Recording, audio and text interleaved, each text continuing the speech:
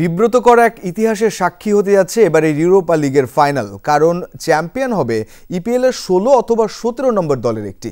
টেবিলে এত নিচে থাকা আর কোনো দলই যে শিরোপা জেতেনি এই টুর্নামেন্টে। আর বিব্রতকর এই ইতিহাস সঙ্গী করেই আজ রাত 1টায় মাঠে নামবে দুই ইংলিশ ক্লাব ম্যান ইউ ও টটেনহ্যাম। অবশ্য শিরোপাজয়ী দল পাবে চ্যাম্পিয়ন্স লিগের টিকিট। 65% পর্যন্ত বিদ্যুৎ সাশ্রয়ী হাইসেন্স এসি। হাইসেন্স নিজ পায়ের জুতায় বিয়ার পান করলেই পূরণ হবে মনের আশা। অস্ট্রেলিয়ান এই কুসংস্কারের দেখা মিলল স্পেনের বিলবাওয়ে, যেখানে ইউরোপার ফাইনালে লড়াই হবে ম্যান ইউ ও টটেনহ্যামের মধ্যে। নিজের প্রিয় দলের জয় কামনায় সুদূর অস্ট্রেলিয়া থেকে উড়ে এসে এভাবেই রিচুয়াল পালন করলেন কলাম মিস নামের এই স্পার্স সমর্থক।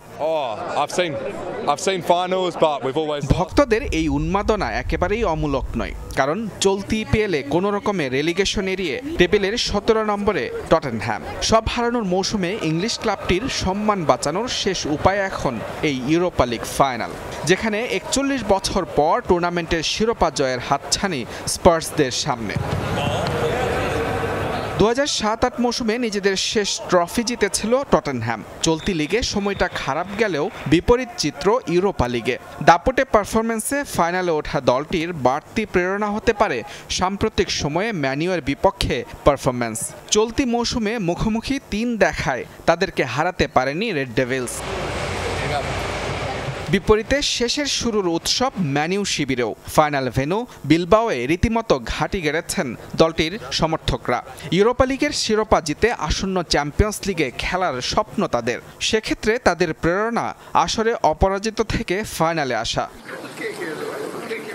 লিগ টেবিলে টটেনহ্যামের চেয়ে এক ধাপ ওপরে 16 নম্বরে অবস্থান ম্যান ইউয়ের। তবে পরিসংখ্যানে স্বস্তি নেই আমরিম শিষ্যদের। সবশেষ 6 ম্যাচে স্পার্সদের বিপক্ষে জয়ের দেখা পায়নি রেড ডেভিলস। সময়ের হিসাবে 2022 সালের অক্টোবরের পর থেকেই টটেনহ্যামের বিপক্ষে জয়হীন তারা। ইউরোপ সেরার লড়াইয়ে এ নিয়ে ষষ্ঠবারের মতো হতে যাচ্ছে অল ইংলিশ ফাইনাল। সেখানেও সঙ্গী হবে বিব্রতকর এক রেকর্ড, কারণ ইউরোপা লিগের ইতিহাসে এর আগে যে কোনো লিগের টেবিলের এত তলানির দল শিরোপা জেতেনি, যা হতে যাচ্ছে এবারের আসরে। সেটি ম্যানচেস্টার ইউনাইটেড কিংবা টটেনহ্যাম হটস্পার যেই চ্যাম্পিয়ন হোক না কেন। মুজরাবিন তারেক, যমুনা স্পোর্টস।